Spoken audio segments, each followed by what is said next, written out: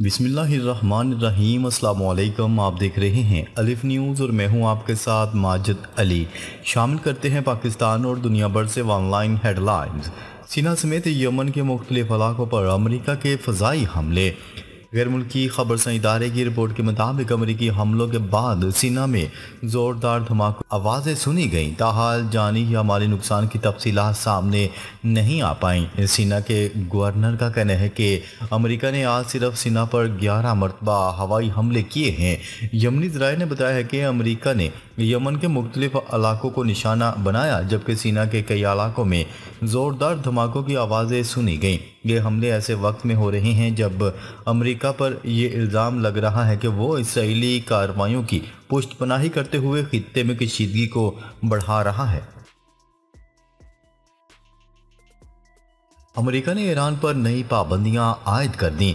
अमेरिकी महकमे खारजा का कहना है कि ईरानी तेल की गैर कानूनी फ़रोख्त रोकने के लिए नई पाबंदियां आयद कर दी गई हैं। गैर मुल्की ज़राए अबलाग की रिपोर्ट के मुताबिक अमेरिकी महकमे खारजा का कहना है कि मुत्तहिदा अरब अमारात में मुकीम भारतीय शहरी जगविंदर सिंह पर पाबंदियां आयद की गई हैं। इस भारतीय शहरी की कंपनी पर ईरानी तेल की नकलो हमल में मावनत का इल्ज़ाम है। बयान के मुताबिक ईरान तेल की फ़रोख्त के लिए गैर कानूनी शिपिंग एजेंट्स पर इन्हसार करता है। ईरान की माली मावनत रोकने के लिए 30 बहरी जहाज़ों का नेटवर्क भी ब्लैक लिस्ट कर दिया गया है। इसराइल ने गजा के 30% हिस्से पर कब्जा कर लिया। अरब मीडिया की रिपोर्ट के मुताबिक सिक्योरिटी इजराइल ने तस्दीक करते हुए कहा है कि गजा की पट्टी के 30% हिस्से पर इसराइल ने कब्जा कर लिया है। इसराइली फौज मुसलसल गजा की पट्टी के शुमाली इलाकों की आबादी को नकल मकानी के अहकामात दे रही है और पट्टी के शुमाली इलाकों में आबादी को अपने घर छोड़ने के लिए मजबूर किया जा रहा है। इसराइली मीडिया के मुताबिक गजा के शहरियों के लिए शाम में तुर्की की सरहद के करीब खैमा बस्तियों की बहाली जारी है। कैनेडियन वज़ीर-ए-आज़म मार्क कार्नी की गजा में जारी नस्लकुशी की मुखालफत, नेतन्याहू से इख्फा। इसराइली वज़ीर-ए-आज़म नेतन्याहू अपने कैनेडियन हम मनसब मार्क कार्नी की गजा में जारी नस्लकुशी की मुखालफत पर सीखपा हो गए। उन्होंने समाजी राब्ते की वेबसाइट एक्स पर पोस्ट शेयर करके कनाडा के वज़ीर-ए-आज़म से अपने बयान से पीछे हटने का मुतालबा भी कर दिया। एक्स पर शेयर की गई पोस्ट में नेतन्याहू का कहना था कि कनाडा ने हमेशा सिविलाइजेशन का साथ दिया है, मिस्टर कार्नी को भी ऐसा ही करना चाहिए। ईरान की बैनुल-अक़वामी जोहरी तवानाई के नुमाइंदे को मुल्क से निकालने की धमकी।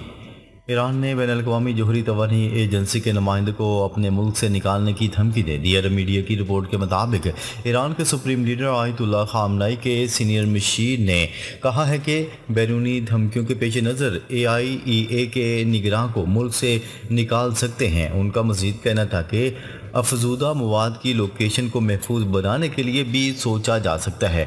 ईरान की जानिब से ये बयान ऐसे वक्त में सामने आया है जब इस्लामी जमहूरिया की वजारत ख़ारजा की जानिब से ओमान में अमरीकी हुकाम के साथ आला सतह के मुज़ाकरात की तस्दीक की गई है।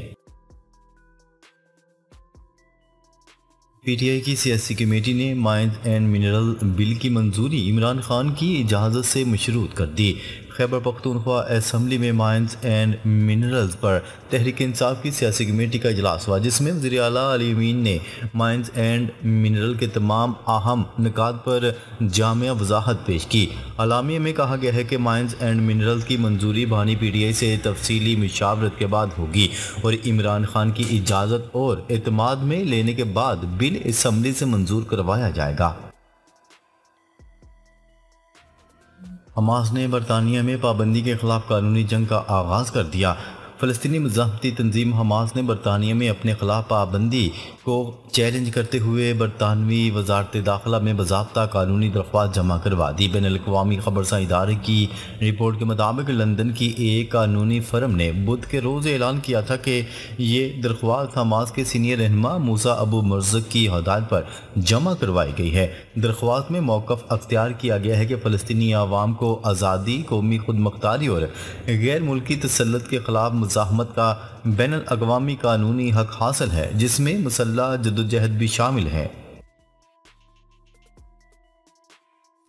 चीन से दरआमदात पर अमेरिकी टैरिफ 145% तक पहुंच गया, व्हाइट हाउस की तस्दीक।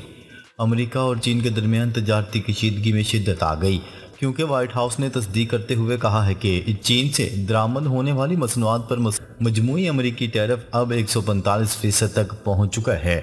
सदर डोनाल्ड ट्रंप ने गुज़िश्ता रोज़ ऐलान किया था कि वो चीनी मसनूआत पर नया टैरिफ आयद कर रहे हैं जो 125% तक होगा। ताहम व्हाइट हाउस की वजाहत के मुताबिक ये नया टैरिफ पहले से लागू 20% टैरिफ के अलावा है। इसका मतलब यह है कि चीन पर मजमूई महसूलात की शरह अब 145% हो चुकी है। नेतन्याहू से जंगबंदी का मुतालबा करने वाले इजरायली पायलट्स नौकरी से बरतरफ। फ़लस्तीनी तंजीम हमास की कैद में मौजूद यरगमाली की रहाई के लिए गजा में जंग के खात्मे का मुतालबा करने वाले इजरायली फ़ज़ाइया के रिज़र्व पायलट्स को सख्त रद्दअमल का सामना है और इन्हें मुलाजमतों से बर्खास्त किए जाने का अमल शुरू हो चुका है। आलमी खबरसां इदारे की रिपोर्ट के मुताबिक इसराइली फ़ौज के एक आला ओहदेदार ने तस्दीक करते हुए कहा है कि इन पायलट्स को फोर्स से निकालने का फैसला फ़ज़ाइया कमांडर ने चीफ ऑफ जनरल स्टाफ की मुकम्मल हमायत के साथ किया है। मोदी सरकार का वक्फ बिल मुसलमानों की ज़मीनों पर कब्जे की नई साजिश बेनकाब। भारत में मोदी हुकूमत की जानिब से मुतनाज़ा वक्फ तरमीमी बिल मुतारफ़ करवाया गया है, जिसे नाकदीन मुसलमानों की ज़मीनें हथियाने की एक मुनज़्ज़म कोशिश करार दे रहे हैं। इस बिल के तहत वक्फ अमला को मुतनाज़ा बनाकर इन पर सरकारी कब्ज़े का कानूनी रास्ता हमवार किया जा रहा है। इंग्लैंड के 90% से जायद स्कूलों में मोबाइल फ़ोन पर पाबंदी आयद। इंग्लैंड के 90% से जायद स्कूलों में मोबाइल पर पाबंदी आयद कर दी गई। गैर मुल्की खबरसां इदारे की रिपोर्ट के मुताबिक नेशनल एजुकेशन यूनियन के सरबरा ने स्कूलों में मोबाइल फ़ोन्स और 16 साल से कम उम्र के बच्चों के लिए सोशल मीडिया पर कानूनी पाबंदी का मुतालबा किया था। यूनियन के सरबरा ने कहा है कि ये बात उस वक्त सामने आई जब एक सर्वे में मालूम हुआ कि औसतन 12 साल बच्चे को अपने मोबाइल फ़ोन पर इंतहाई फाहिश मवाद तक रसाई हासिल है। गजा में फौजी हमलों के साथ तिब्बी दबाव इसराइली जारहियत दोहरी अजियत में बदल गई। इसराइली फ़ौज की जानिब से गजा पर हमले सिर्फ जंगी नौयत तक महदूद नहीं रहे, बल्कि अब तिब्बी मैदान में भी शदीद दबाव डालकर फ़लस्तीनी अवाम को दोहरी अजियत से दोचार किया जा रहा है। अल जज़ीरा के नुमाइंदे ने देर अल बाला से रिपोर्ट में बताया कि खान यूनिस के रहायशी इलाके और आर्जी खैमा बस्तियाँ इसराइली हमलों का ख़ास निशाना बन चुकी हैं। रिपोर्ट के मुताबिक इसराइल गजा की मुख्तलिफ हिस्सों में तकसीम करके एक मखसूस बफर जोन कायम करने की कोशिश कर रहा है, जिसके नतीजे में न सिर्फ शहरियों का जीना मुहाल हो चुका है, बल्कि वहाँ के हस्पताल और तिब्बी मराकज़ भी बुरी तरह मुतासर हो चुके हैं।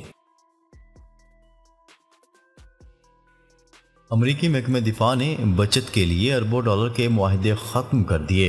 अमरीकी महकमा दिफा ने बचत के लिए अरबों डॉलर के मुआहदों को ख़त्म कर दिया। तफसीलात के मुताबिक अमरीकी वज़ीर दिफा ने महकमा दिफा में अरबों डॉलर के मुआहदे फजूल खर्ची करार देकर फौरी तौर पर मनसूख कर दिए। अमरीकी वज़ीर दिफा ने 5.1 अरब डॉलर के 15 मुआहदों को गैर ज़रूरी करार देते हुए ख़त्म कर दिया।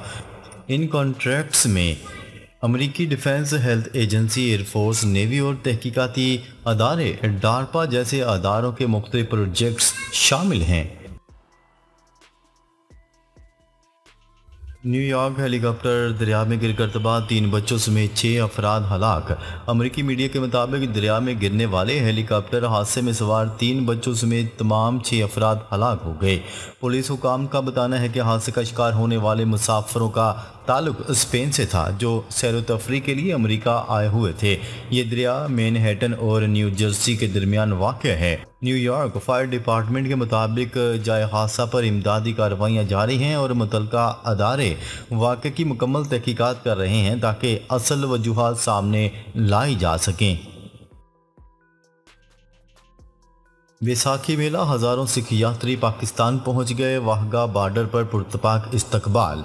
यात्रियों का वाहगा बॉर्डर पर शानदार इस्तकबाल किया गया। सिख यात्रियों की आमद पर वाहे गुरु जी का खालसा वाहे गुरु जी के नारे से माहौल गूंज उठा। इस मौका पर सिख यात्रियों का कहना था कि इनकी बरसों पुरानी दुआ आज कबूल हुई और वो बाबा गुरु नानक की धरती पर कदम रखकर रूहानी खुशी महसूस कर रहे हैं। गजा के शहरियों को शाम के शुमाल में बसाने की तैयारी। इसराइली मीडिया ने दावा किया है कि गजा पट्टी के फ़लस्तीनियों को शाम के शुमाल में बसाने की तैयारियां शुरू कर दी गई हैं। इसराइली मीडिया के मुताबिक गजा के शहरियों के लिए शाम में तुर्की की सरहद के करीब कायम खैमा बस्तियों की बहाली जारी है। गजा के शहरियों को बसाने के मंसूबे पर कतर और तुर्की शामी हुकूमत से राब्ते में हैं। पाकिस्तान और बेलारूस के दरमियान फौजी ताउन समेत कई मुआहिदों और मफाहमती याददाश्तों पर दस्तखत।